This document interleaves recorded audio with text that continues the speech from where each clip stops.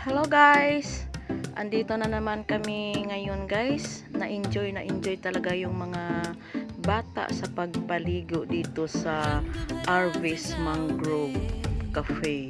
Yan, napakaganda naman ng kanilang paliguan guys, kasi yung mga bata safe talaga, kasi mayroong na kawayan at saka mayroong mga tali. Diyan lang naliligo ang mga bata at napakalinis ng kanilang tubig dito kung maliligo kayo. Yan, malinis dito guys pag mag high tide, kasi yung tubig pumapasok dito sa mga kawayan na tinatawag nila na parang mga cottage. Pumapasok dyan ang tubig. Napakaganda guys, tingnan nyo yan, oh, yung mga bata naglangoy-langoy. At itong daan na ito guys, pauwi na kami nito pagkatapos maligo ang mga bata. Itong daan napakaganda, gawa sa kawayan ang kanilang mga sahig at saka cottage.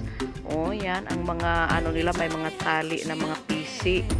At saka yung entrance nila dito guys, mura lang, nasa 20 pesos yung entrance nila.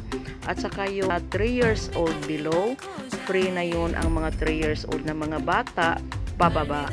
Yan, 3 ups, meron ng tag 10 ang mga bata, ang entrance nila tag 10 peso. Yan, maraming mangroves dito guys, napaka-relaxing po sa kanilang mga dito sa kanilang lugar na ito. Napaka-peaceful, napaka-private. Kung merong mga magnobyo or magnobya, pwede dito kayong mag-date kasi napaka-private po ang kanilang place. At saka napaka-relaxing, napakalamig ang simoy ng hangin. Yan, maganda dito tingnan.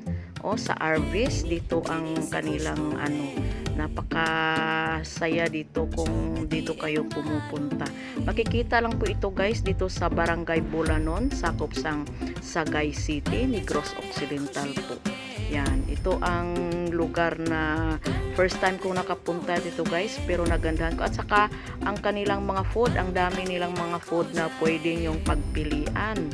Pwede kayong mag-inquire doon kung anong gusto nyong food na pwedeng kakainin nyo. Kadalasan nilang mga foods guys, yung mga seafoods na yung mga foods. Napakasarap po kanilang mga foods guys. Ang sasarap. Yan, malapit na kaming entrance po itong dinadaanan namin guys. Pauwi na kami nito.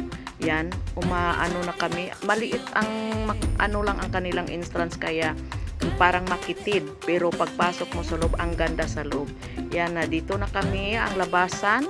Yan, palabas na kami dito. Ito na po sa daan. Yan, ito na ang daan. Yun ang highway na ng Barangay Bulanon. Yan, ito na ang Arvis Cafe.